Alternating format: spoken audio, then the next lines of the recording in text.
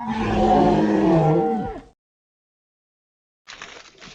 everybody, it's 9:30, time for the Friday Night Hangout. This is where we grab a brew, shoot the breeze, and interact with you live on the internet. Another great panel here tonight. We're going to get settled and started here momentarily. Just to let you know, if you haven't watched the Hangout before, you can interact a whole bunch of different ways. YouTube, Google+, avoidingchores.com. You can comment. We will review your comments and read out your comments in between topics. You can also watch us live. If you're watching us live, you can scrub through the video just like a DVR and get caught up. You can watch the replay, which will be available about 10-15 minutes once we're done the Hangout. And of course, we'll have the audio-only podcast version of the Hangout, which is very, very entertaining the last few weeks. Really good stuff. Really appreciate all the new people coming in contributing, so it's been awesome. All right, let's start out with the round of intros, and I'll start. I realize the order of the thumbnails is different for everybody, so I'm just going to say from right to left, but it's going to be totally different people. So we'll start with Dartmouth. We got Lori with us tonight. Hello, Lori. Hello, everyone. We're flipping over to the other side of the harbor. We got Krista with us. Hello, Krista. Northern represent. Moving over to Cape Breton, northern Cape Breton, we got Carrie with us. Hello, Carrie. How you doing? And flipping over to the Wallace, Tatamagouche area, we got Keith Elliott Stone with us. Hello, Keith. Hey. I'm freaking people out. This is the first time I'm giving a gift for people to say hi. And we're flipping back to Dartmouth. Flipping over to Dartmouth, we got Dan with us tonight. Hello, Dan. Oh, since we're doing like some of the rap intros, like yeah, boy, Dandy in the house. Send all angry emails to Jim Sear, courtesy Friday Night Hangouts. I've got a great tie-in for that later. Okay. It's gonna rock. Perfect. And I'm here in Bedford here, so with you tonight. And I see a number of people jumping in. Thanks everybody for jumping in. And if you're watching live, you can scrub through and leave us comments. Twitter, YouTube, Google+, and on avoidingchores.com. Let's start out the way that we normally do, which is what we are drinking tonight, and then we'll get going with the fine set of topics. If you are watching on YouTube or avoidingchores.com, you can follow along and read the topics and comment. Lori, what are you drinking tonight? Well, tonight I'm drinking Big Spruce Bitter Gitter India Pale Ale. How did you get your hands on that? I got people, Jim. I got people who get me stuff when I ask. She's a person you want to do favors for. You're right. Yeah, indeed. You're right. Indeed. I'll have to contact these people because nobody's offering me any. That's good stuff. How is it? Do you like it? I do. I really enjoy. You know what? I've not had anything from Big Spruce that I've not enjoyed, but this was the first beer that I ever had from them, and I love it. Just more. Yeah.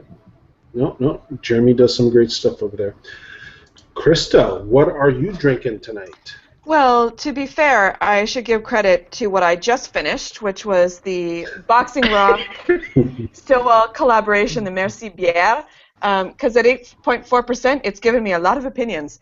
I just opened the Saint-Ambroise Arabe, which is a nice maple beer from our friends in Quebec, so I am covering Canadian Beer Day, which is a thing now. So hooray. Yes, and apparently if you use the hashtag, people get paid, but not the people who tweet. Not these people. No.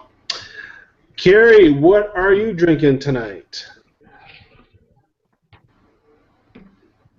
I got a Hellbay. Yes. Yep. And I have another type of beer I'll have in a few minutes. All right, excellent. Keith, what are you drinking tonight? Bay Dark Cream Ale. Ooh, Hey! different one. Oh. I've got some of that too for later. Keith, how is the dark cream ale? It's been a while since I had that one, so I'm not too. My memory bank is not I'm quite. still I'm still processing it. Put it that way. Mm-hmm. So far, so good. But yeah. Yep, sounds good. Dan, what are you drinking tonight? Dum dum dum dum dum dum dum dum dum dum dum dum dum dum dum dum. Oh, Ooh. okay, there we go. Oh. So I've got the Boxing Rock Brewing Company Crafty Jack English Ale, just simply because I couldn't find any Coors Light when I was at the beer store. What? Go away. Jesus, Dan. You'll get run off this hangout. Yes. Coors Light, God no, Frank. Again, as everyone knows, I love the English ales, and this one just was the only one that was on the shelf, and it was just like that halo of light was around it. It's like, oh, and it's like, You oh, may want sure. to keep this one in mind for next time because I think it's in the same wheelhouse. I might be, and if it's not, is anyone a loser from trying it? Nope. No. We're all winners. No. All right, and I am drinking the brand new North Brewing. They finally made this level. They went from growlers to bottles. Well, they're still doing growlers. North Brewing, their brand new milk stout or Belgian milk stout. This is a 5.5% brew, 30 IBUs. A very nice, creamy lactose. Smells like chocolate milk. A little thin on the side. However, I did have this in growler format last week, and first time in the bottle, growler was tasting a little bit better. The body was a little bit better. The body in this one here is a little thin, but I've been told that they've been. This is batch number 1. Batch number 2. They're making it a little bit more thicker, as we say back home. So look out for that. So should be good stuff. All right, so we got a number of people jumping in and out of the Hangout. So just let you know, you can comment as we go along. So let's start off with the first topic here, which is a local story. $200 million will be invested 100 or 200 meters that way. The Eon Square Innovation Campus will be built. They're going to build 1 million square footage of commercial space, 7 buildings, hotel, restaurants, commercial space, innovation stuff. Bell is moving into the old RIM building, which is now only occupied with IBM. They're going to invest about $7 million to refurbish the data center, which I guess was supposed to go to New Brunswick, but with the election, oh well, you lost your data center. So we're going to see some changes in the next couple of years. They're going to build out the campus in about 5 to 7 years, but the first building, which is a 7-story building with LED standards and narrow and tall and a whole bunch of windows. So it's going to be a LEED Gold certified building that every single employee will have to drive to individually in their single passenger vehicles. Yeah, and the bus route is totally inaccessible for most people. So yeah, even though you have a bus stop 50 feet from Success the for building, urban planning. that is the biggest challenge for this campus here. Same thing when RIM was in town. They established the bus route, and the bus route is totally not suitable for the people who will be coming in here. The connections, the timing, the route. Since then, you have the high school, community center. You have a whole bunch of subdivisions out back. So, I don't know if it touches on the fact that, yeah, sure, build more square footage. It's the same amount as the Nova Center here, but I don't know. What do you guys think? Well, I think if you're looking at the Silicon Valley model, there is ample evidence to support this sort of development, and I do think that consolidating all of these things will be beneficial in some regards for that sector. But at the same time, like anyone who knows the area knows that's kind of in the middle of nowhere. It is a little bit, but if you're people that live out in the middle of nowhere, this is it's slowly becoming a little bit of a center here. So you don't necessarily have to go to Burnside or the Peninsula of Halifax. You can be in a few sectors by taking a 5-minute drive, or if they rearrange the bus routes, you take a couple bus routes, or bike paths, or sidewalks here. So it's still a little bit of development. I still feel the infrastructure is not quite there to support.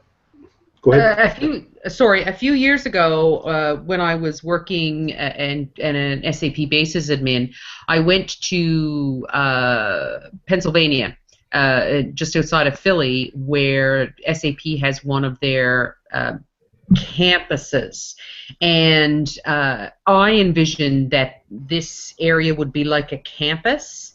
I'm going to tell you that there wasn't much else. So as far as somebody coming from the outside and coming to do a conference or a training program or something like that, you get out there, you're in a hotel, and then you're stuck. And there's nothing besides the campus as far as restaurants or facilities or anything of that nature. And I struggle to understand why we need to build it. And you're right. I actually used to clean the RIM building as a part-time job on the weekends, and I spoke to a lot of people, and that was one of their main complaints, was that if they worked in that building, they had to immediately go out and buy a vehicle because there was no way for them to get to work, and the buses ran counter to their shifts, and they were really a 7:24 shop and would get off at like 2 o'clock in the morning. There's no buses at 2 o'clock in the morning, so there are no buses in Central Halifax at 2 o'clock in the morning. No, but I mean, it's even compounded worse that you have one route that goes out that highway, and it stops at like 11. Well, it stops at 11 and goes to Lacewood. Yes, I'm sure a lot and of then you got to go. if God forbid you live in Dartmouth, you got to go through 3 transfers and 72 buses, and and wink with your left eye, and hopefully you'll get home by 4 a.m. It's just like so I've read a fair amount of the coverage of it from today, and I think what they have in mind for it is certainly laudable in terms of a high-tech campus and the sort of innovation, tech-driven sector development piece, the kind of activity that you expect to land there, and I do think if they can make it happen, it's going to be pretty interesting. But reading through the fairly detailed list of services they expect to be able to provide there, I'm like, I don't know, like they're not there now. There's already a lot of people there. Let's go to. Sorry, I was going to say, part of my ignorance, I used to be a high-tech worker out of Silicon Valley North in Ottawa, and I spent a long time there, and also dealing with that of Toronto and Montreal. I'm not very knowledgeable of the high-tech sector base within the East Coast. Is it strong enough to warrant a super complex such as this to actually try and bring whatever over here? I don't see it. I mean, even if you look back at the Silicon Valley North, it's dwindled considerably considering the heydays of it was during the 2000s. And it helps that a lot of what was formerly Bell Alliant will be moving out there. That will certainly shore that up, since so many people that formerly worked with RIM BlackBerry have since departed. Yeah. But if you look at what Ottawa was back in the Silicon North and Canada and Terry Fox Drive and stuff like that, where you had these complexes, but you always had supported services. You had bus routes, you had sidewalks, you had bike paths, you had all the services you need. That if you were working shifts and stuff, you could get not necessarily groceries, but there was a pharmacy, or there was a pub or a restaurant or something like that, and as Lori says, you don't have that here. Yeah. Let's go to Keith. Keith, you're It's good to see that they're using. What's that? No, John? go ahead. No, go ahead. I was going to say, it's good that they, have a plan for this place, because how many times have you seen a big plan go bust, and then the place sits in mothballs for however long, and then, the government has to come along and give somebody an incentive to take it over, or whatever. So yeah, it didn't seem like there was a plan for this place for a while. So good, they're finding tenants, and they're going to build around it, because look, they put a lot of money and effort into that place to begin with. So yeah, let's take it to the next step. All right, awesome. Carrie, Cape Breton stuff, they just, is there any initiatives up in your way? Have they done anything around the CBU or the Cape Breton University campus? Or I thought they were trying to do something up there. There was going to be a mini mall type shopping complex out there, because if you know where it is, it's sort of like it's 5 miles away from the city center, so the only way to get there is by car or by bus. Mm-hmm. So it's kind of an odd place for that campus to be, with the Marconi campus, but it's in between Glace Bay and Sydney, so that's it is difficult. It's tough when you're not in the city. As Dan said, in the city center here. Let's do viewer comments here. Let's let everybody know we're watching. We can interact with you via comments. Twitter, YouTube, Google+, WordandChores.com. I got a few here. Slow Rover.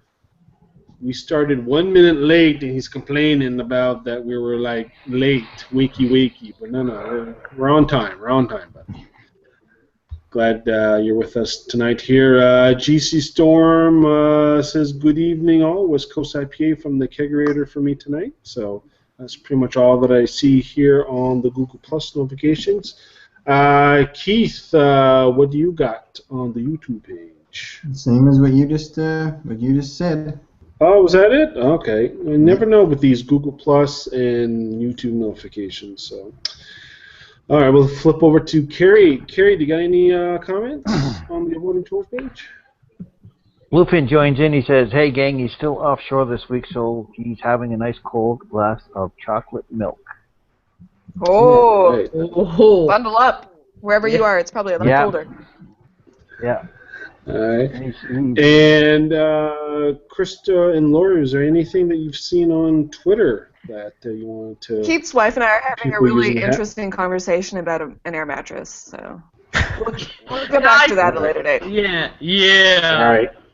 That is a follow-up story that is not suitable for the Google Hangout. All right. Sounds good. No, it's perfect for a Google Hangout. That's a problem.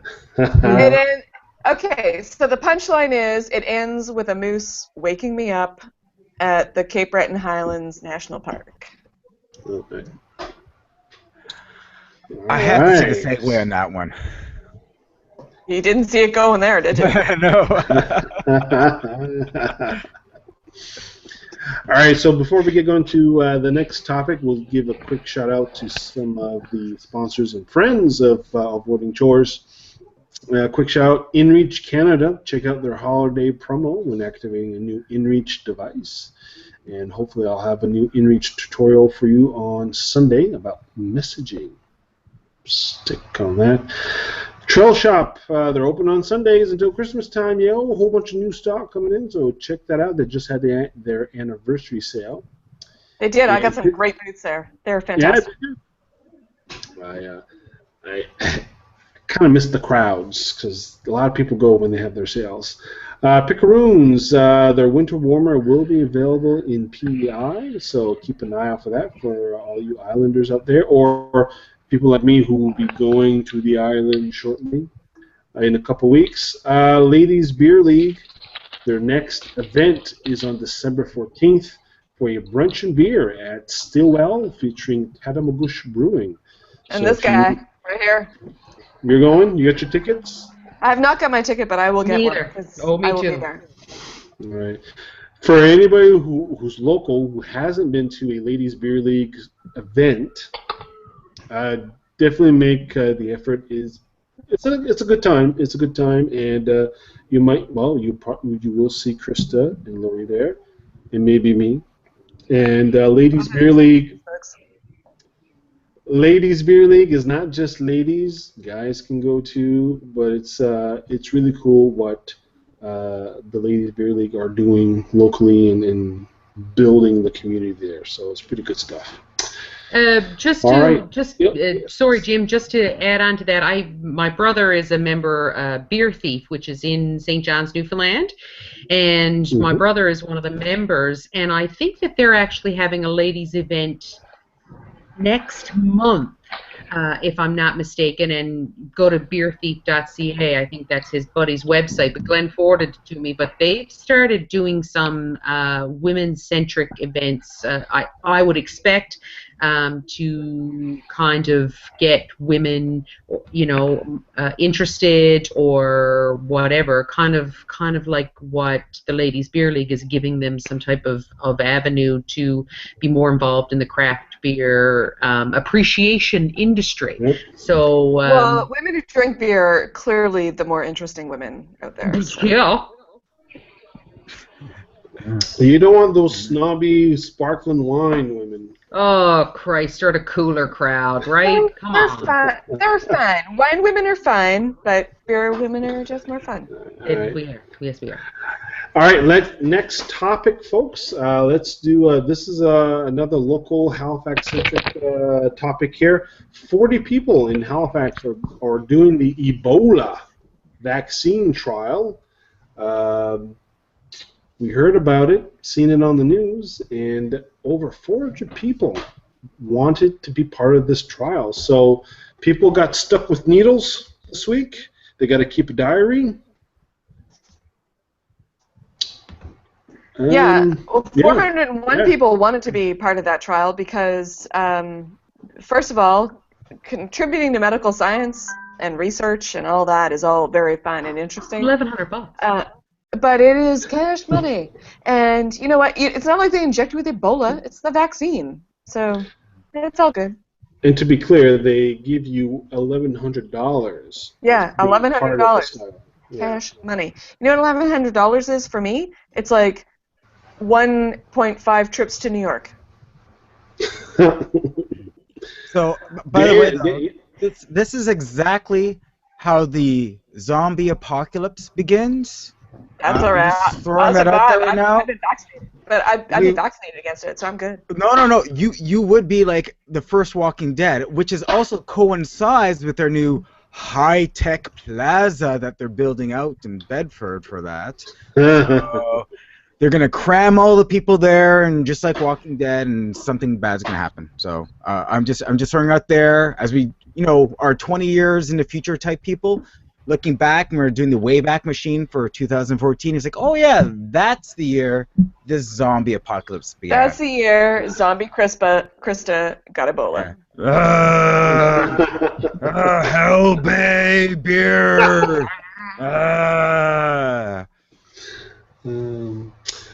Keith, how come you didn't put your name down, or you like me didn't quite hear about it, or didn't know there was a sign up? No. It wasn't that. I was hoping that it would come out in a lozenge instead of a vaccine, because then you could go, Ebola!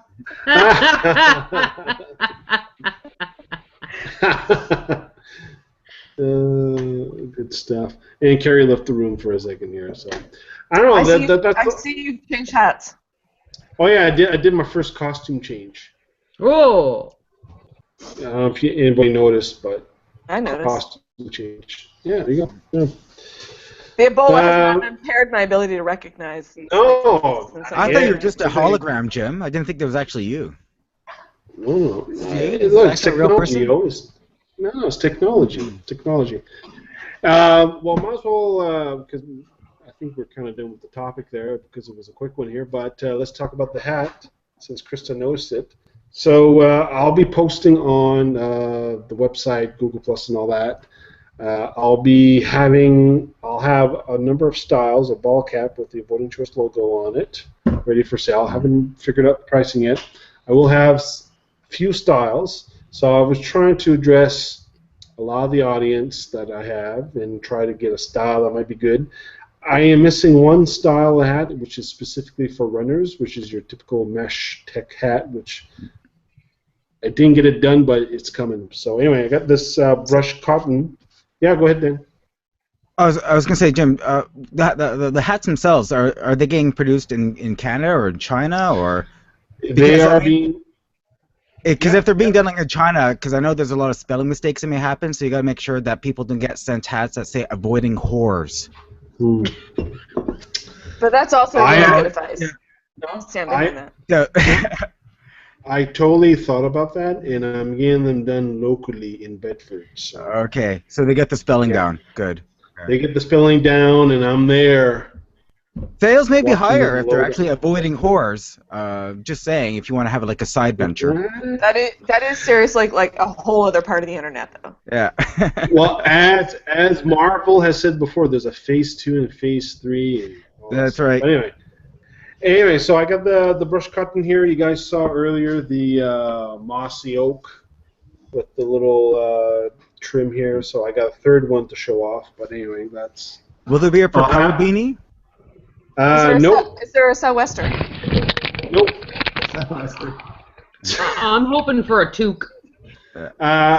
Keith asked me about a toque a couple days ago, and I said no because I wanted one in wool. In the people I was looking at, the catalogs, the wool option that they had, I didn't like it at all. So, not to say we're not going to have one, but we're not going to have one in this iteration here. So.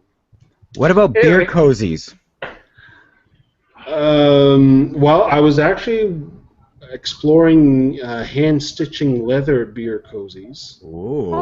Growlers. Some more fancy. You know, since I've been practicing making like leather cases and stuff, so I figured, expand that. So all right, there's options. Anyway, I'll be posting about the hats and stuff like that. So cool. What people want and pre-order stuff. So anyway. Well, in time for Christmas would be super appreciated. Wink. Well, that's why I'm kind of rushing things through, as I hopefully get it out there quickly, because I don't know, depending on numbers and stuff like that, hopefully can get some stuff out. But this is reminding me of like Spaceballs, like avoiding chores, the flamethrower. The kids love it. That's for the. Now I would watch it on Netflix, but I believe they took it off a couple months ago. Also, if you are a Netflix watcher, Dirty Dancing is apparently disappearing by December 1st, so get on that this weekend. Avoiding Chores followers. There's a whole bunch of good movies coming off Netflix. Lots of people will be trying to put Baby in the Corner after December 1st, so get on that now. Hey, the next topic here before we check comments here. Toronto had, and Slow Rover, Neil must have been happy. Toronto finally had their OJ TV moment. They finally got the chopper, or got on top of a building to cover the John Gomeshi going to court. They had an overhead shot. I don't know if you saw it when he left the court building. Somebody had an overhead shot, or whatever, and the pandemonium that was going on when he got arraigned and all that stuff.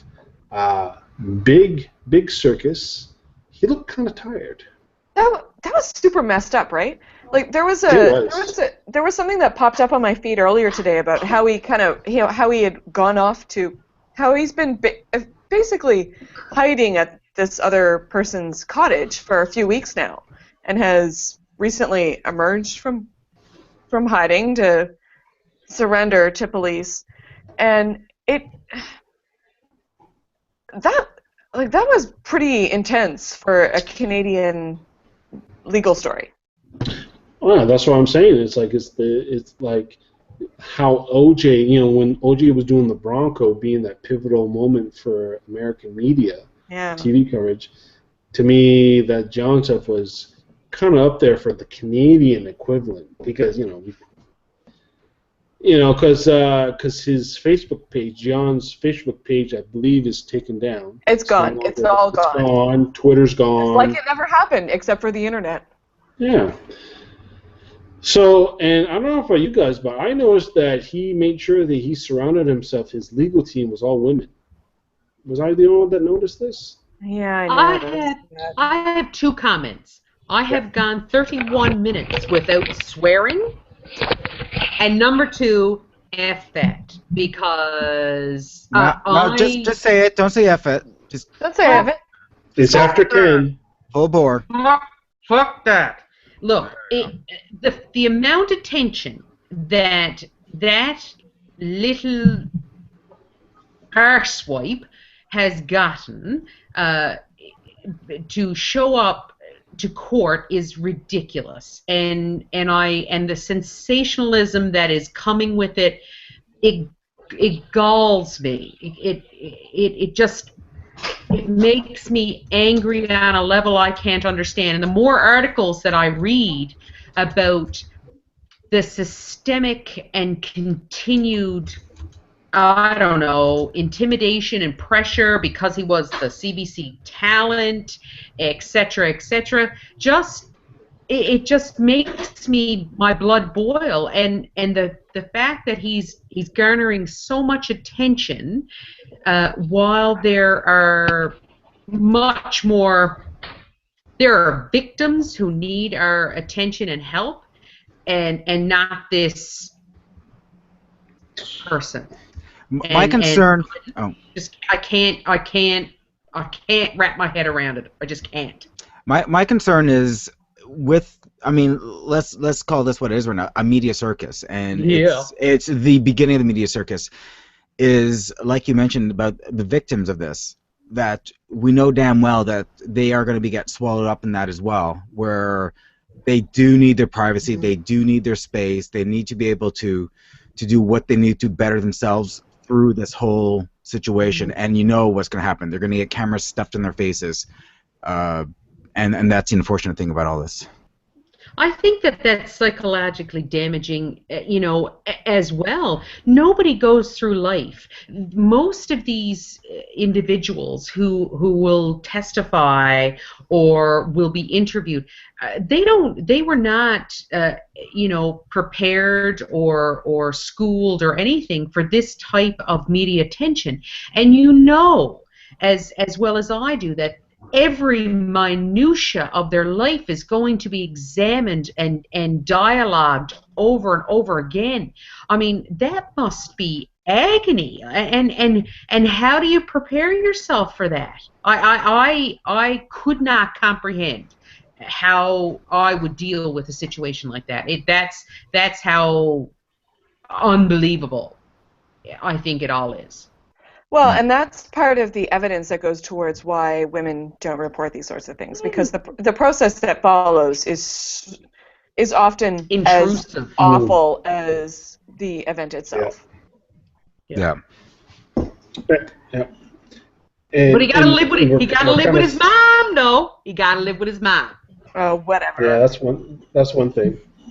Surrender his passport and live with his mom, and she'll cook him lunch or something. It is funny because I didn't really, you on Twitter, you see only pictures here and there, and I thought the woman next to John was his mom. I was like, man, his mom is like young and styling and stuff, but it's his lawyer, so I totally thought it was his mom. Yeah, he has a female defense team, which is strategic. Yeah, definitely. Yes. Yeah, so that's the other thing. Is like, no surprise that, as you said, this female team, he's surrounding himself with, women and stuff, and shutting down his social media and having to pay CBC the $18,000 and withdrawing the lawsuit and all that. So that was amazing, and it was awesome. I can't. It's going to be good TV. Ben Mulroney and Rick the Temp will be busy for months. And see, and that's the problem I'm talking about, is taking it from the realm of of actual news into infotainment, and that's where it's just going to go out of control. And that's I will always and forever blame CNN for infotainment. I just will, because the whole OJ thing is just it was the standard of which now everybody has to exceed.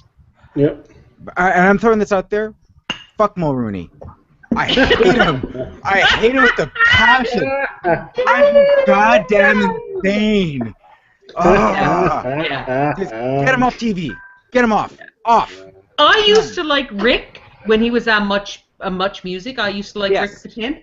And now, when I watch him on Entertainment Tonight Canada, I just want to, like, I don't know, just lock him in a closet somewhere and say, "Listen, you're better than this." Yeah. Why do you wear cheap suits, Rick? They're too shiny. Yeah, exactly. So shiny. Hey, let's do a quick round of comments here, just to let everybody know who are watching. Thanks for watching, by the way. You can comment via Twitter, YouTube, Google+, and thevotingchores.com.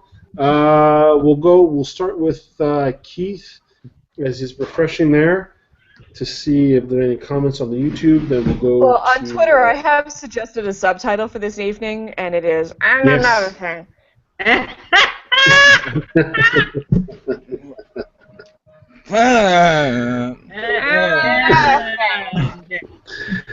Keith, sorry, what do you got for comments? Sorry.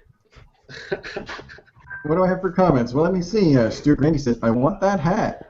All right, which one? I got 2. That's well. You got 2. You got 3. Yeah, I got 3.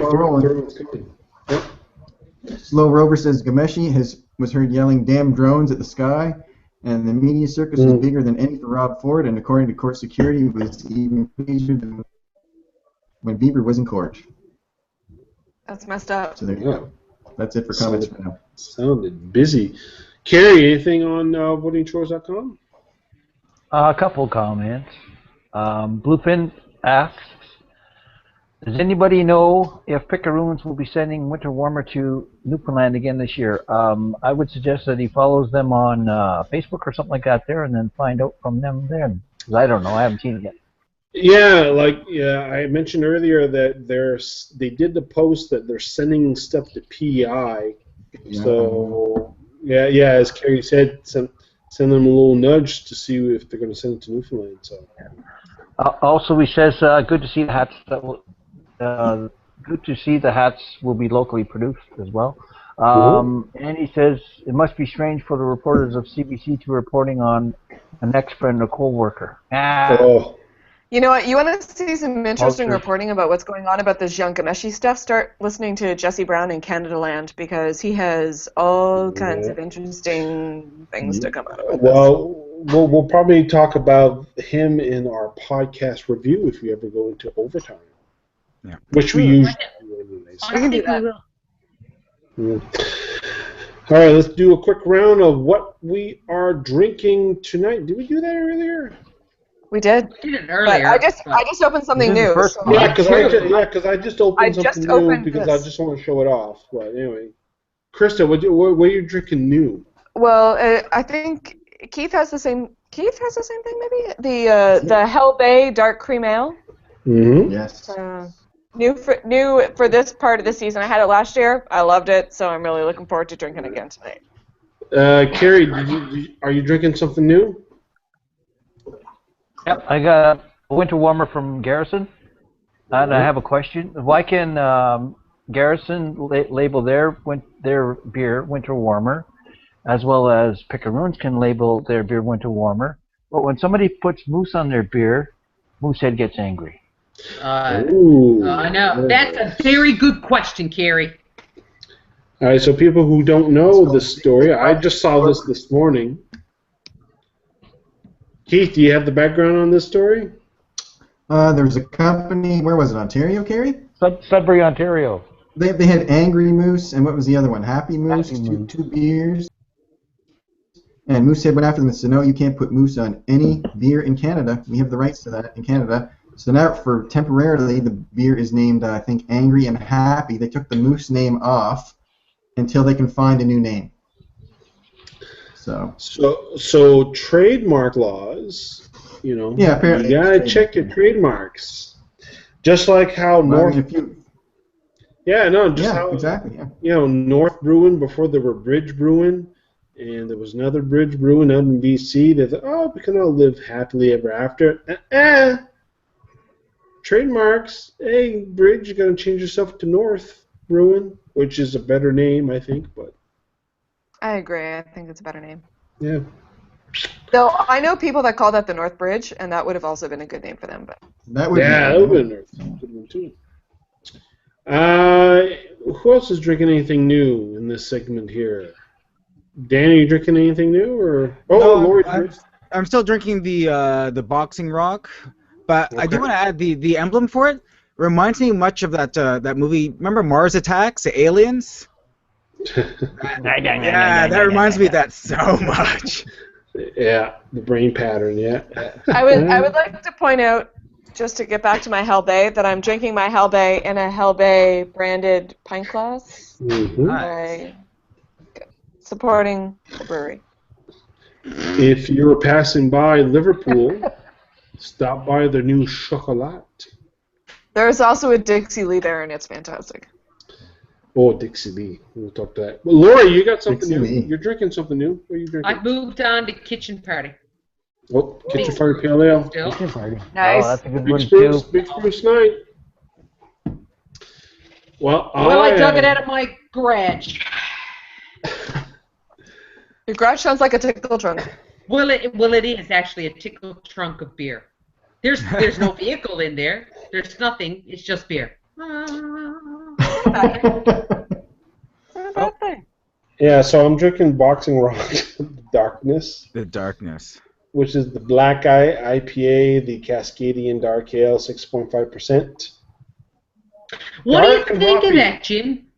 Well, it's dark and hoppy. That's what I'm getting. Yeah, I had it last night at the Goat from the cask, and I'm kind of interested. I picked up a bottle of it myself, and I'm kind of interested in the difference between cask versus bottle, because I always find there's it's not always the same. So No, it has a very nice citrus nose to it, but it has a pretty strong hoppy taste to it. If I didn't have the stout earlier, it would probably be a little bit more pronounced. But it's an interesting brew. Like it's interesting as it warms up. It has been warming up for a little while here, so I think it's a winner for sure. Just by the fact that you got that malt and hoppiness, the citrus hoppiness. So. I'm sorry, when I think of the darkness, I think of that old skit from Dave Chappelle with Charlie Maffei. For those who remember Dave Chappelle? I was thinking of the musical band, The Darkness. Yeah. I can't even hit those octaves that he does. No. somebody's grabbing something. I'm telling you right now. Well, I told Krista to bring a couple bottles, just put it beyond the laptop, and she'll be fine. But no, she got to go run out into the fridge. All right, well, as she's away, I might as well mention that last week we had our contest giveaway for the Key Smart, the key organizer, which I don't have here. Give me. No, I picked. No, Dan, you did not look at the email that I sent out this morning. We had randomly selected a winner, and Steve K. It was random, son. And you know what the funny part? You were the winning number was 18. We went to random.org, and I picked 18. And as I'm going through, because we went through order of entries, and guess what number you were, Dan? You were 17. So you almost won. Almost. My blinking is so loud right now. Blink. But anyway, Steve actually Fire Puncher on Twitter. He actually won it here. So. Fire Puncher. That's an awesome. That's an awesome name, Steve. Fire Puncher. Awesome. Yeah, it's the best. So he wants the red one. So I forwarded the information, his mailing address, to the folks at KeySmart. Thanks to KeySmart for giving me one to give out for the contest. So we had 34 entries, which was pretty good. So I really focused on the social platforms that people probably wouldn't know what KeySmart is, so which is really cool. It's a Moving on. Yes, go ahead. very cool looking system. I just wish I had more than one key. Yeah. It's very cool looking. Add a mailbox. Someday. Mo- I will not have home delivery within a year or two, so it'll be good. Quick mention to some of our sponsors and supporters here. North Brewing, we mentioned that they have their Belgian Milk Stout available in bottles. The launch was last night at Bishop's Cellar, and you can also get their Belgian Strong Dark Belgian and Belgian IPA also in bottles. 650 ml bottles at Bishop's Cellars. Next week, it should be distributed to the other privates. They're hand bottling this, so they can only do about 200 bottles an hour. So drink up, make them work harder. So it's good stuff to see from North Brewing. Garrison Brewing, their winter warmers out in six-pack. We've seen Carrie drinking that right now, so it's good stuff. And Krista, Hell Bay, they got their chocolate 6% wheat ale. And This is not it, but it's also very nice. it's very good. You know what? Their honey ale, too, is really good, too. Yeah, I picked up one of those today as well. Hell Bay does does fantastic winter beers. So. Yeah, they do really good stuff. Tis the And season. Sea Level, they also have their Storm of the Porter out, probably the best porter in the province. You want to check that out. Sorry, I'm not very familiar with Sea Level. How are they?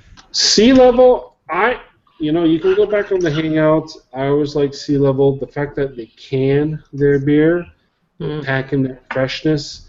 They have a number of beers that I really enjoy. Storm of the Porter, Blue Heron. They did their blueberry. Their pumpkin ale. Rojo Red is also I enjoy their Rojo Red as well. Yeah. No, they got a number. If you can find it,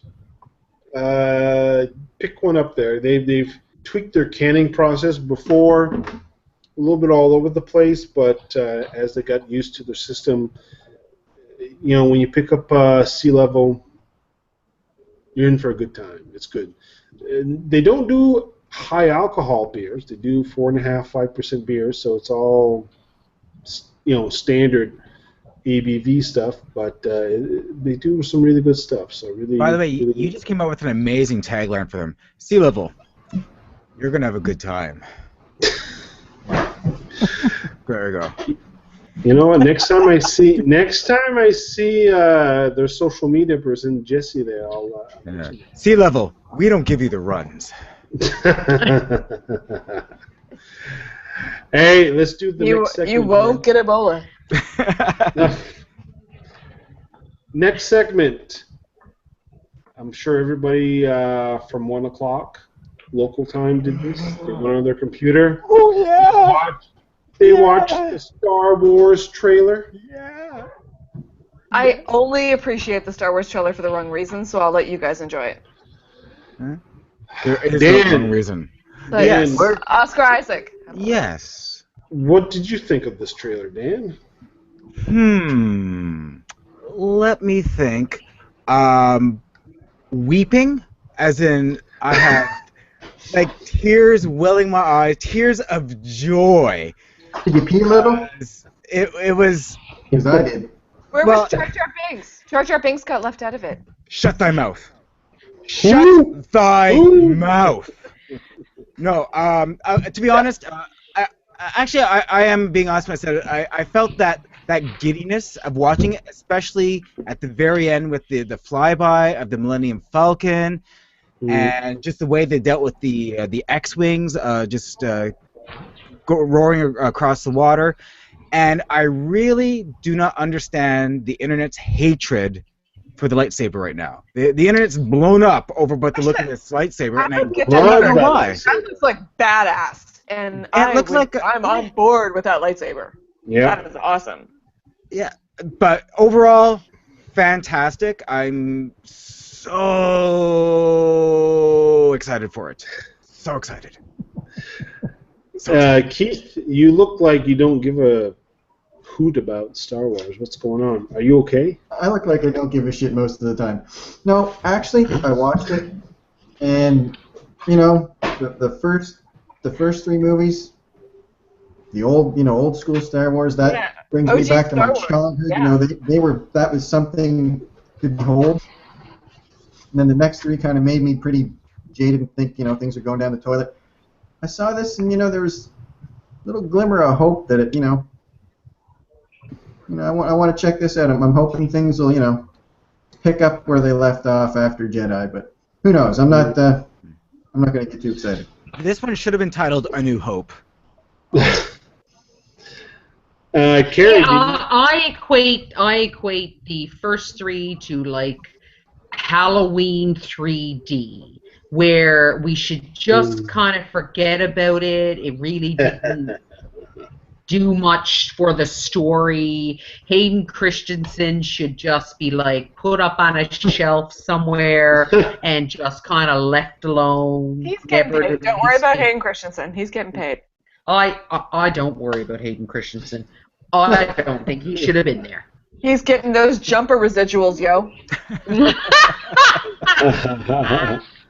Carrie, did you watch the trailer? Yeah, I watched it. I still don't understand the physics on how they can get the Millennium Falcon to turn that fast. But anyway, the movie. Metachlorians. It's all metachlorian based. The movie theaters will take your $15 until 15 somebody hacks it and downloads it, and that's the way it goes. Man, it's going to be IMAX, and it's going to be 3D, and it's going to be all this other stuff. They're going to max that. There's popcorn and pop for weeks. December 17th. Cineplex points, and I'm going to cash in my Cineplex points, and I'll go for free. Merchandising. December 17th, when the Battle of the Five Armies comes out, that's what I'm going to do. Look, I got to be honest. I think. Oh, what happened? But the only other than my enjoyment of the weirdness of Jar Jar Binks is that E.T. was actually in the prequels, and I will be really disappointed if he doesn't show up in this set of sequels. There'll be no. They're gonna pitch for E.T. Come on, JJ. No, there'll be no E.T. They're gonna keep it real, and they're gonna. E.T. was in the Galactic UN. E.T. has a role. Yeah. Yeah, well, I'm pretty sure those three. Yeah, well, yeah. Yeah, my interest in Star Wars is based in the early 80s, like the original Star Wars. I had the prequels held no interest for me whatsoever and were very, very disappointing and time consuming. So Krista, is that including the Christmas special that was on TV? Well, that is worthy of praise in a totally different way. To see Carrie Fisher being held up by a Wookiee because she's so high is an incredible thing to see. Yeah. I think Carrie Fisher would be on board with that tonight if there was a Wookiee around. That Christmas special was pretty classic. B. Arthur, Art Carney, and millions of weeping children. Yeah. Well, first of all, you can't go wrong with B. Arthur and anything with Wookiee in it. So is that going to be your quote? That's your quote now. You can't go wrong with B. Arthur. No, you can't go wrong with B. Arthur. Oh, yes, B. Arthur is a truth speaker, even though she's dead. But at the time, it would have been appropriate. She was a stand-in for Senator Palpatine. I don't know what you're talking about. Hey, let's do a quick check on comments here because I'm hoping the Star Wars trailer has generous comments. Give a chance for the boys to refresh their pages here, but just a reminder that we do this every Friday, and we're going to have the audio-only podcast behind the Serial podcast, which we will discuss later in the overtime segment here. But if you're not a podcast listener, or if you are a podcast listener, subscribe to the Friday Night Hangout. Do a search on your app, and you should be able to find it here. Carrie, do you have any comments from votingchores.com? One from Bluefin. He says he saw a quick clip of the trailer for Star Wars that looks promising. Also, he says the original three movies were the best. The newer three were not as good, but the one with Jar Jar Binks was terrible. Me not so liking that. Misunderstood. He's misunderstood. Understood. Misunderstood. Me not so liking that. Now, Me not so liking that. Now you can probably let's flip over to Keith, and I'll make a comment here. But Keith comments on the YouTube page. Mr. Lee Russell has a couple of comments. Oh, Lee. Yeah. Lee, why aren't you in the Hangouts? I don't. I was just wondering the same thing. I'm a little confused. Lee Russell, he says Moosehead owns a trademark. End of story. I'll say this: they didn't attack them. They actually called them and asked nicely. Some breweries don't bother with being that nice. So there's that's true. That's true. And he referring to Star Wars. He says the trailer looks like it's a return to the first 3 films. At least they're using a lot of practical effects in the new trilogy. Yeah, I agree with that. Yeah. You can trust J.J. Abrams. I am on board, and I'm not a Star Wars fan, so. Well, you know what? I don't know about you guys, but having watched the last 2 Star Trek movies, which better than any of the other Star Trek movies, I like it. I like J.J. Better not be a smoke monster. I'm going to lose my shit. He gives people what they want, except for smoke monsters. And okay, that's it. And I think I had a. Yeah, go ahead. Zip for comments here. All right, perfect. And I said earlier that I had something to add, and I forgot what that was. So we're going to move on to the next topic. It's just as easy as that. We're going to get to this guy? Honestly, you're talking. I just forgot. It's the beer. Next topic: New Jersey hiker took photos on his cell phone of a charging bear instead of frickin' running. And That's he's just dead. unfortunate. Oh, this guy, man. This guy. He ends up being the first person in New Jersey to be attacked and killed by a bear. So this is a 22-year-old from. He was at Rutgers. He was a Rutgers student. Going to university and stuff, and then he was hiking with a bunch of friends. And I guess, they saw this 300-pound bear or whatever. And went like, I have to take a selfie of this. The bear in the background. Taking pictures, took 6 pictures. And the bear's going, oh, you're doing it wrong! Let me help you with the phone! No, turn it around! No, turn it around, man! Turn it around. I'll do it! Oh, shit. They found teeth marks on his smartphone. Yeah, that was messed up. So it's like, what a crappy way to be the first person in New Jersey ever to be killed by a bear, while his buddies are just, alive. Well, I don't know, because I had seen this earlier in the week and I was like, man, that is super unfortunate. And then when I was reviewing the post again today before the hangout, and I was reading, it's like, wait, he had all these other people with him? Like, at some point, if you're a good friend, you say, like, put down your, like, effing phone and get away from this bear that's bearing down on you and is about to, like, tear you limb from limb. Yeah. I would think. I agree. His friends suck. Well, Yeah. I don't know if he had the best people with him in the woods. I'm not a great outdoors woman, but I think if I was in the woods with someone and they were like taking like selfies of a bear, or taking selfies with a bear, or taking pictures of a bear, I'd be like, hey, maybe like put your phone away and get away from that bear. That's going to like murder you. Keith, you have bears on your front porch almost every other week. Like, do you take selfies with these bears, or what the hell going on? Or do you take your 12-gauge shotgun and get stuff done? I don't give them any incentive to stick around, put it that way. Yeah. No bears have been harmed. No bears have been harmed, but no. They've not been I don't put it, I don't put it the party mix or anything like that. No. By the way, I thought this was a different type of bear when I saw it. Ah! Oh. Hey now, you are talking about New Jersey. Hello. Oh, that type of bear. Okay, yeah, that makes more sense. New Jersey Bears. No, I was Actually, I'm wondering how long it's going to take before Samsung kind of rolls us into like a phone as like, if you used a Samsung phone, this never would have happened. Ha! iPhone. They probably all look the same when they poop those phones out, I'll tell you that. Yeah. I worked for a number of years within Grossmore National Park, and I would rather face on a moose than a bear. See, I'd be the opposite. I'd face a bear any day before I'd face a moose. Really? Oh, yeah. I've had a lot of they're both bad. with mooses. With meese. I'd rather face a parakeet. So Yes. that's just there's me. that. I would prefer a slightly lame three-legged kitten if I had my choice. No, they're feisty. Feisty, but a parakeet, just you can get your hands on. I'd rather battle a hedgehog. A hedgehog is the one. Yeah. I think if I was going to pick an animal to fight... Actually, for me, it'd be Mr. Mulrooney, because he's just fucking strangling. Ben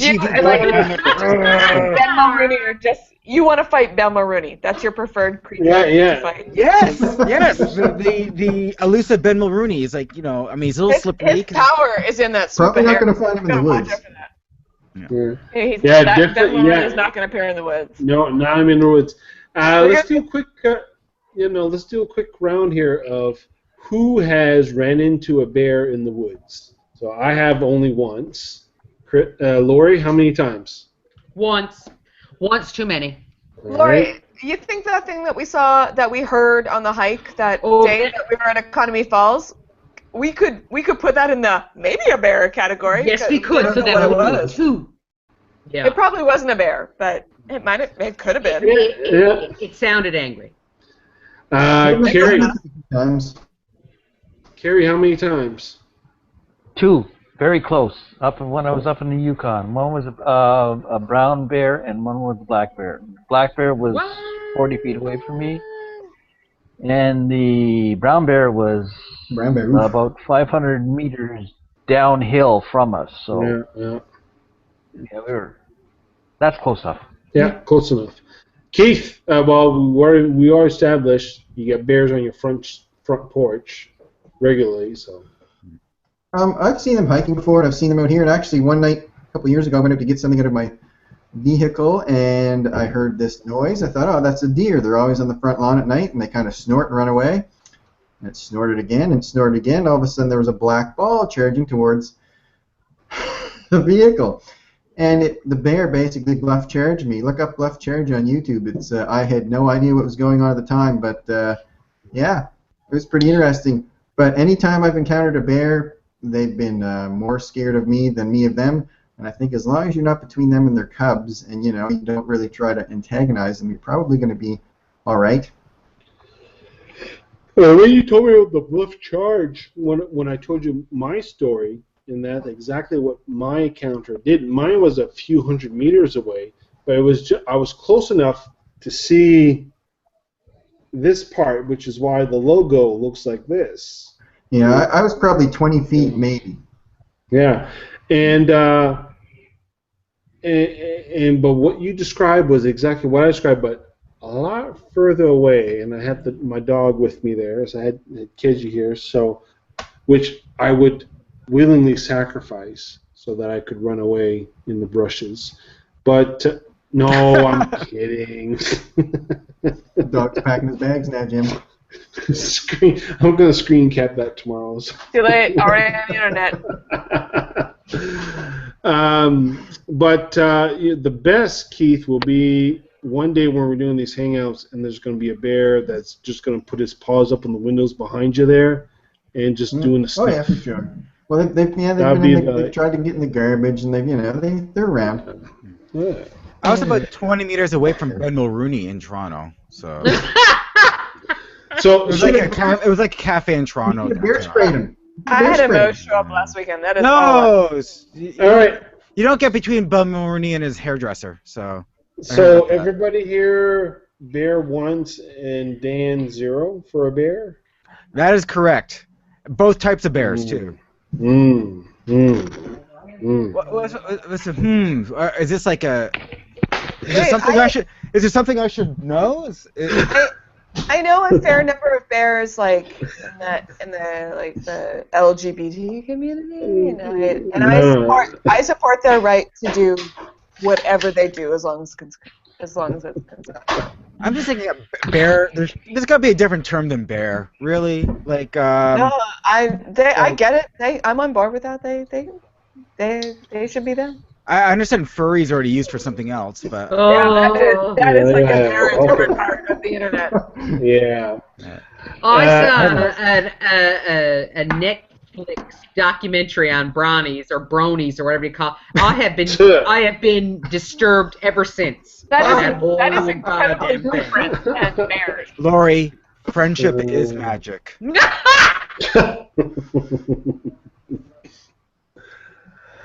Well, since we're on a related topic, as bronies? Oh, okay. Brony talk. No, yeah, I know where you're going. And this is like filthy and delicious. So get on it, internet. All right, get on it. Okay, so we're gonna do comments after this, but I'm gonna put here on the screencast here.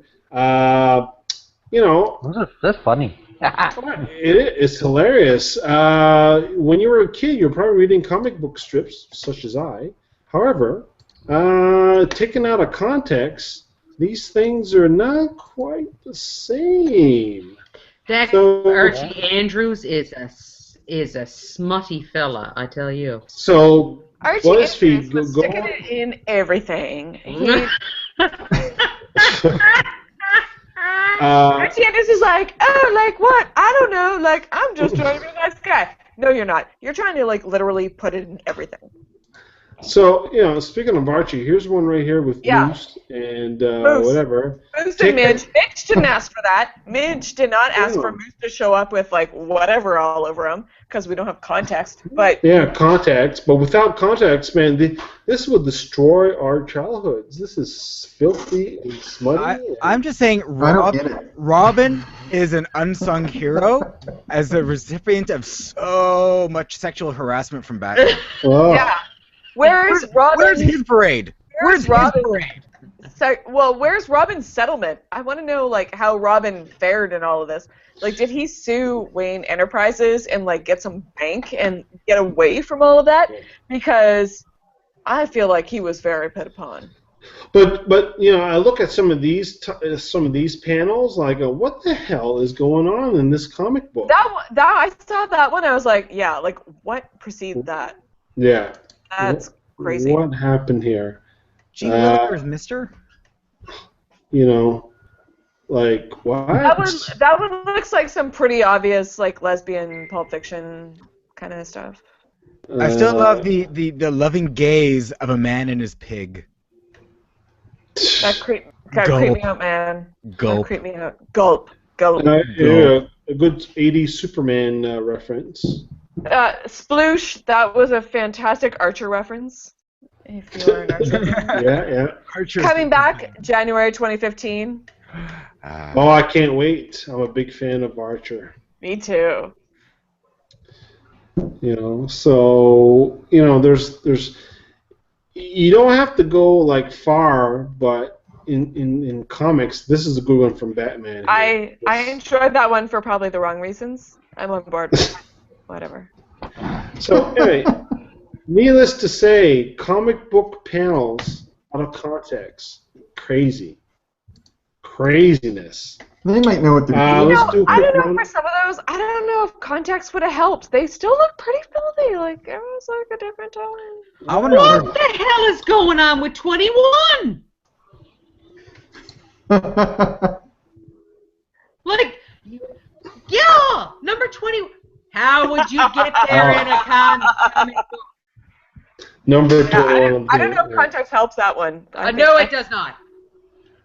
Let's do a quick round of comments here, and we'll go on to our Wayback Machine and Overtime segment here. And Jim, you changed your hat again. Yes, I did. I am with my third style hat. This is my safety hat. You can see that should be the one I think I'll get. Safety dance with the safety hat? Yes. S-S-A-A. Yes. F-F-E-E-E-T-T-T. You can see I got my 3M reflective strip. You can answer if you want to. I got the 3M strip there. Oh, nice. Look at that. Oh, it's you are going to be seen with this hat. I actually like that for walking the dog. I like that hat. Yeah, Outstanding, Jim. Outstanding. This is for walking at night and this time of year when you don't see nothing. Will it keep me from getting murdered in a crosswalk? Because that would be like really. Yeah. Well, you know what? This is your defense. It's like, listen, dude, I have 3M strip all around me, 360 degrees of 3M strip, Hunter's Orange, with a big bear from Keji Seaside. That's right. Bear on the outside, bear on the inside. You know, there's no excuse, right? No excuse. No excuse. Keith. No excuse for killing me in a crosswalk. Keith, Yes. what we got on YouTube? Nothing. You must have some comments. No. What? No. Oh. What? No, seriously? No, we What must I- have some comments here. I cannot believe the internet has been rendered speechless. Come on, You internet. Come on. Well, Really? I've been rendered speechless by some of this shit. Well, I find that hard to believe, Lori. Shauna Mack gave us a plus one earlier this morning. She's up in Emsdale, Shubenacadie area there, so she's on Twitter too. Yeah, you're right, son. I don't see nothing. Everybody's watching, or they're watching doing double screen tonight. So, The Madam Carrie. the Hydrostone tree lighting. That was fantastic. Carrie, what we got on avoiding chores? Did Bluefin comment? No, he said No. Uh-oh. Nothing at all. We've lost people. Well, here's the I way we think can it was the comics. This is how we get them back, folks. The Wayback I machine. think it was a John Gomeshi thing that really killed everybody. It could be. Yeah, that kind of just put people in. Wayback machine time. Wayback machine 1994 is our year. That was an amazing year for me, so I'm super excited for this. Pretty good year. Just a quick reminder what happened in Canada during that time. Because, you know, a lot of stuff happened. The Winter Olympics in Lillehammer happened. Mm-hmm. You can watch the Lillehammer show on Netflix to see what happened afterwards. Figure skating was incredibly popular that year. Yes, that was the breakthrough year. Literally. Was that the Tanya Harding, Nancy Kerrigan Yep. Olympics? Yes, it was.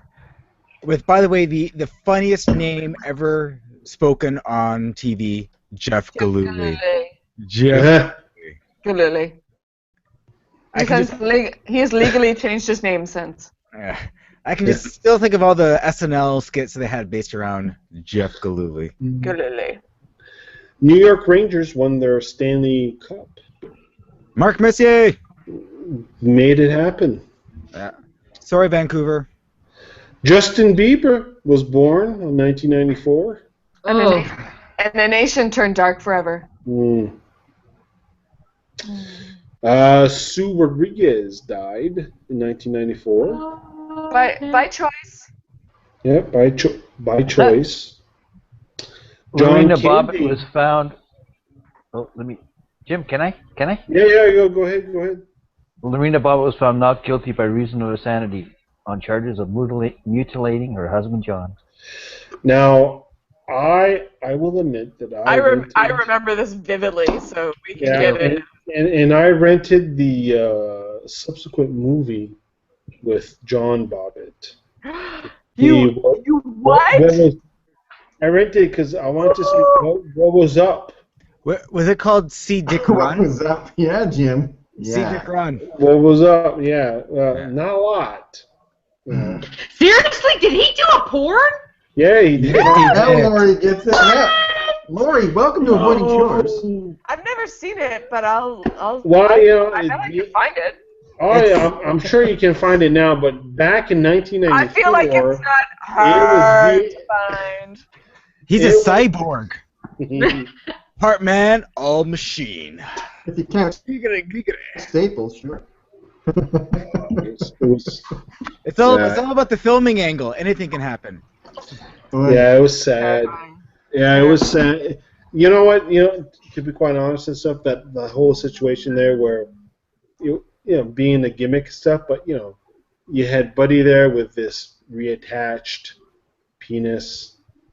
I will say, I applaud medical science for figuring out how to do that, though, because, like, that was the 90s. That was still fairly innovative. I think that the surgeon that actually did the whole dipsy doodle there and reattached it, he actually went to Memorial University. He did his medical degree at Mont. I feel like that should be higher profile for them. Yeah, you're right. Yeah, they should put that right on there. Like, Yeah, they should put it on their brochures. I'm telling you. Affordable tuition, reattached gypsy doodles. I can only imagine if they actually got the angle wrong, so it goes like to the left or the right instead. Well, there's like a Beyonce song about that. It's all good. left. Don't worry about it. Don't worry about it. Yeah. Hey, let's talk about movies in 1994. Pulp Fiction. Actually, before you the movies, there is one other really important thing, and it kind of coincides with the John Gomeshi thing, where the O.J. Simpson. That was 94, man. Oh, was it? 4. Yeah. 94. Oh, damn. Damn. 1994. That was a big year. That was a big year. That was a terrifying year. It was really Nelson Mandela, wasn't he the first South Africa's first black president? Wasn't it 94? In 1994, Nelson Mandela was elected the first democratically elected president of South Africa, and representing the he was representing the majority population, so he was the first democratically elected black president of South Africa. Correct. Thank you for saying it. And back to South Africa as well, the Rwanda genocide as well. So happy times. It was the 50th anniversary of D-Day, and I remember standing in my yard, or my garden in England as they call it, looking up and seeing the first waves of the Dakotas fly over, because they were doing a commemoration flyover. The Dakotas flew over, and then there were waves and waves and waves of C-130s flying over. And it must have lasted about 45 minutes for all these aircraft to fly over. Quite moving. Also, Kurt Cobain. Did he die in the 94? Was that 1994? Yeah. I remember that. I was in university at the time, and I distinctly remember the kind of the moment that became news, because I was with a friend of mine, and we had just driven. I went to Acadia, so you drove to Naminas to do like town things, and we had just gotten back to our residence, and we're in the parking lot, and it was breaking news on the radio at the time, and the two of us were in that demographic, we're in that world, and we just sat there just shocked. And and to this day, it's one of those things that still really is one of those touchstones for that time, because I very distinctly remember where I was, who I was with, what I was doing, what was going on in the world. I was at the campus community radio station on university, and I was just going through a trade mag, whatever, and music director walked in, and she's like, "He's dead." "Who's dead?" "Kurt." Damn. So that's how I learned about it. And you know what, you think back. That's been 20 years. You look at some of the albums that they've done since then.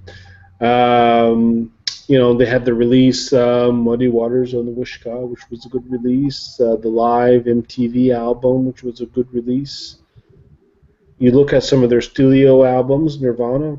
They did some pretty good stuff. In Utero and Nevermind. But without Nirvana, there would be no Dave Grohl. There would be no Foo Fighters, and Foo Fighters have been one of the probably the most resilient band of the 20 years since. And I love the Foo Fighters, so I am a Foo Fighters stan. I am here for them. And I remember the Foo Fighters. That was a Dave Grohl solo project. He did all of that by himself, and then he assembled this band to figure out what to do with it after he completed the album. And I remember, again at the radio set, The 90s, I spent a lot of time at the radio station doing stuff. But people went out west for a radio conference or whatever, and they brought back CDs. I was back in the day where you go to these radio conferences and upcoming releases or new bands you want to push on university crowds. That's where they give you all the CDs and all that stuff. So Buddy would come back from out west, BC, whatever it was. He had a number of CDs. Silverchair was one of them. The other one was Foo Fighters. And it's like, yeah, Foo Fighters, it's coming out in stores in a couple months. It's Buddy from Nirvana, and, you know. Yeah, Foo Fighters was like, oh, it's a drummer from Nirvana. And then it turned out to be amazing. Yeah. And then the impact on modern rock history since is almost, it's almost an umbilical cord back to Dave Grohl and what happened after Nirvana. It's amazing. To be honest, I still think Foo Fighters is almost underrated because people don't appreciate what they've done to rock and roll and how they're literally like the original, like a remake of the Rolling Stones, because they've been able to over time redefine their sound yet still make it work every time. I challenge anybody to go on any of the Spotify, RDIO, whatever, and pick up Foo Fighters' first album, the one with the gun on the album cover. Listen to that and listen to what they've just put out a couple of weeks ago or whatever. Very different. As Dan said, they've evolved. Like, you look at bands that don't evolve. These guys evolve. Yeah, like, and I'm a Foo Fighters fan from way back, so I am always going to say they're the best. But from that point onward, from the Ray Foo Fighters, like the album with the ray gun on it, from to this point, it's just been incredible. I guess insertion into the modern rock canon in a way that makes it very interesting for North America, because you have a British version of this as well, but the American version of this really began with Nirvana, but it was really expanded upon by the Foo Fighters because Nirvana only existed for a very limited window for a lot of people. Yeah. And Nirvana's been around, Foo Fighters has been around for so much longer, and have had such a more profound experience, and continue to influence what rock music is now. Well said. Well said. Let's go to the comments and see if we got any comments here. And we're in well over overtime edition here. Do this every Friday. The replay will start once we're done, and then we'll have the audio-only podcast. Carrie, do we have anything on the Avoiding Chores website? Yeah, Bluefin says, great show again tonight, gang. See you all next week. All right. Bluefin seems to know when we're going to wrap things up. I don't know how he does this. Yeah. He's in the middle of the ocean.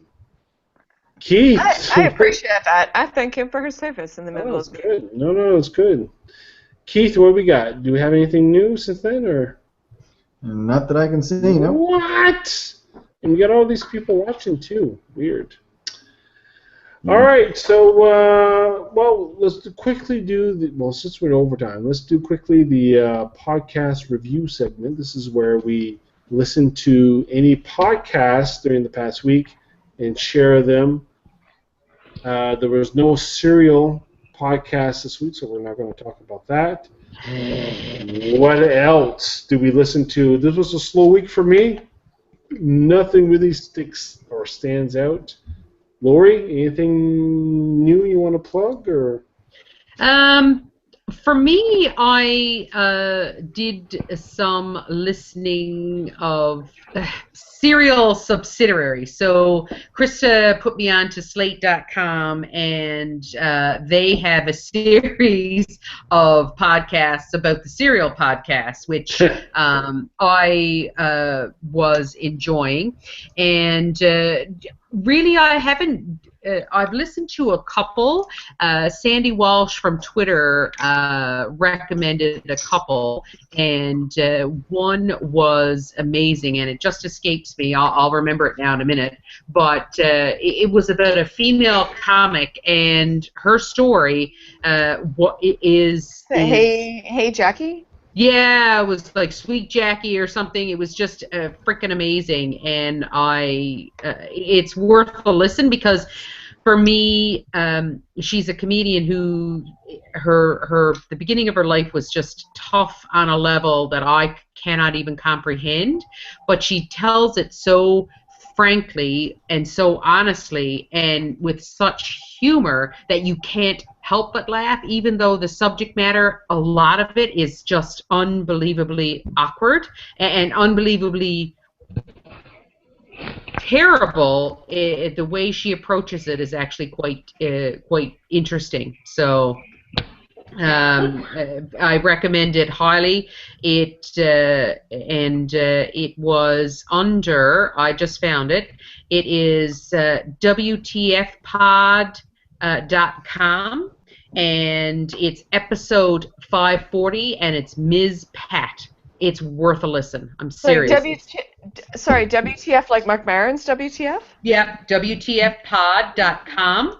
And it's episode 540 called Ms. Pat. All right. Krista, do you got anything you want to plug for podcasts? I do. I started listening to a new one this week called The Sporkful, which is by a fellow by the name of Adam Pashman, and he's part of NPR, WNYC, NPR in New York. And it is a podcast not for foodies, but for eaters. And he has interviewed a few of my New York favorites in the back catalog of the podcast, including the Grimaldis, who run a really kind of infamous New York pizza joint called there's the original place, but then there's also their place. There's the original Grimaldis, but there's also their place called Juliana's. And then another podcast about Belgian waffles, and then this place in New York where they have a bunch of Belgian waffle food trucks called Waffles and Dangs, which is run by a really lovely group of folks at Waffle Truck, if you're on Twitter. They're fantastic. I love dealing with them. I'm going back to New York very soon. I'm going to have a waffle. It's very exciting. But Adam does a really great podcast about not just food trends, but also people who enjoy eating food and who enjoy interesting food, where those things intersect. And it's a podcast that is very recent to me. I just discovered it this week, but I'm loving it. And so, if you like food, listen to it. Right, awesome. Carrie, do you have any podcasts or other recommendations? No. Nope. Okay. No. All right. No, that's fine. No problem. Keith, you got any recos? I just started listening to one this week. It's called Archispeak. It's based on architecture and design. It's pretty interesting. I've only listened to 2 or 3 episodes so far, but a couple of them. One was 98%. Basically, the argument was 98% of things designed these days are bullshit. And another one was called Preservation Pants, which was really interesting to listen to. It's this, anytime an old building is scheduled for demolition, you know, everybody jumps on the bandwagon to preserve it, whether it deserves it or not. So that was another interesting one to listen to, Archispeak. It's pretty interesting. Archispeak, ARCHISPEAK. Yep. Dan, any podcasts? I agree with Keith, though. Oh, yeah, go ahead, Carrie. 98% of things that are designed by engineers or architects are over-specified, and they don't really need all that crap. Yeah, they're pretty interesting. Check it out, and yeah, I want to listen to some more soon. All right, Dan, any podcasts from you? One that I also listen to on a fairly regular basis is called My Brother, and Me. Yay! It's for those who don't know, it's 3 brothers, the brothers McElroy, who do a comedy advice podcast. So what they do is people send them questions, and they dish out the advice, whether it's good or bad, but always comical. And then they also take from the mouth breathers over at the Yahoo comments and answer their questions. So, for example, the last episode, just to give you a couple of their talking points they have listed down, Cereal Pringles, Thank You Topaz, Truman Show, Mr. Belvedere Jism, Scott Bakula / Fiction, and Magic Angel. So it's always a fantastically funny podcast. And for those who want a quick way to kind of get in and get a sense of what they're like, they have a YouTube channel. So if you just look for Mabim Bam, so my brother and me, MBMBAM. They have like short little snippets there just so you can get an idea of what the sort of humor that they have, and it's one of the ones that I'm constantly going reload, just waiting for the new episode to come up, and boom, it shows up. Listen to it right away. And by the way, I'll say it again, Mr. Belvedere Jism. So, despite that, that's also how I feel about Despite that. But it's the same thing. I also feel the same way about the Canada Land, Jesse Brown, his version. Whenever a new one comes up, I'm on board with it. So. Yes, and the one for me is the Slate Daily Podcast. I heard the legal one this week, Amicus. Ricky somebody is in Texas. He's about to be executed next week, and they talk about the legal process. This is a guy who is clearly insane, schizophrenia, heavily mentally insane, but yet a Texas court allowed him to represent himself at his trial, and he was calling up witnesses like Elvis and Jesus Christ and all this stuff.